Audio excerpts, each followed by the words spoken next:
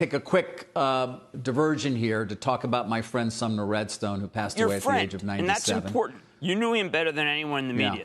So I'm really anxious to hear what you have to say, because he's a great man. No, listen, we spent a lot of time together through so many of his very active years in terms of putting together the company we today know as ViacomCBS. And, you know, I enjoyed all of those times, both when the cameras weren't on and when they were.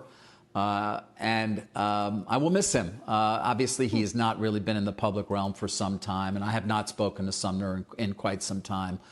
He does pass away at the age of 97, leaving a very big family as well. I think we've got a statement from his daughter, Shari, who has obviously taken his place to some extent, at least, although she is not running ViacomCBS in any way, the way that he did as CEO for many years of Viacom. My father led an extraordinary life that not only shaped entertainment as we know it today, but created an incredible family legacy. Through it all, we shared a great love for one another, Shari Redstone says, and goes on to say he was a wonderful father, grandfather, and great-grandfather.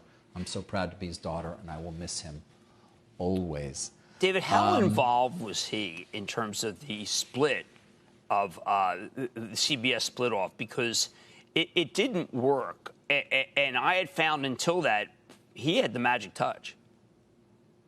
He did. And he and I had discussed it many times in terms of whether he acted rashly at the time because he was frustrated with the stock price, or perhaps because he wasn't ready to make a decision on one leader for that business. And you're right. Remember, he had built this company first by the leveraged buyout of Viacom. In 1987, I believe it was, when he was just turning 60 years old, he sort of began his public career really as a media mogul. And then moving from there, of course, the acquisition of Paramount, the big fight with Barry Diller that he had to acquire that business. I think it was over $10 billion. I remember covering it for CNBC at the time, although then Mr. Redstone and I did not really know each other.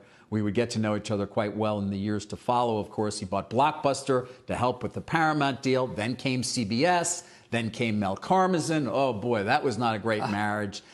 Then, you know, so many other things along the way, so many fights, so many battles, Jim. But you're right. The split was something that was contentious.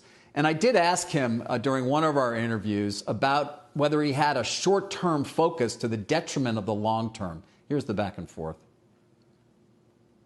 Do you think that you hurt your own ability to think long-term by being on the phone every day? No. Getting quotes on the stock? No, I'm not getting quotes. Well, you're running the buyback. I'm buying a stock buyback. We're buying a lot of stock. But that's so short term. Do you think? Why? No. What do you mean why? You just, is it 35, 36? Is it 37? What is it? Buy 3,000. We're not buying the stock to drive it. We're buying it because it's so cheap. Those are some of those favorite words, of course. I'm buying it because it's cheap. Viacom is cheap. Viacom is the greatest stock in the world, the greatest company. Of course, Philippe Damon was not the greatest CEO, and that was a decision I think that Sumner eventually came to regret. Of course, the man who ran Viacom for many years, benefiting from an enormous buyback using that cash flow, but not really positioning the company properly for the digital future, Jim. Well, David, can you contrast him with really a man who I regard as a great American, Jeff Bewkes, who, when confronted by me and you, talking about what can happen with that stock, talked only about the long term. I mean, I know I wanted him to take radical action, and he just, which would have been similar to what Redstone did, and he dismissed it. But he created tremendous value before riding off in the sunset. Very different people. Yes, very different people. Now, that said, first of all, Mr. Redstone was an extraordinary intellect. I don't want to forget that. Graduated Harvard Law School. Again, I got to go back here in my mind. I think at the age of 20. That's the best school in America. Number one in his class. Somebody who went. Was a code breaker during World War II.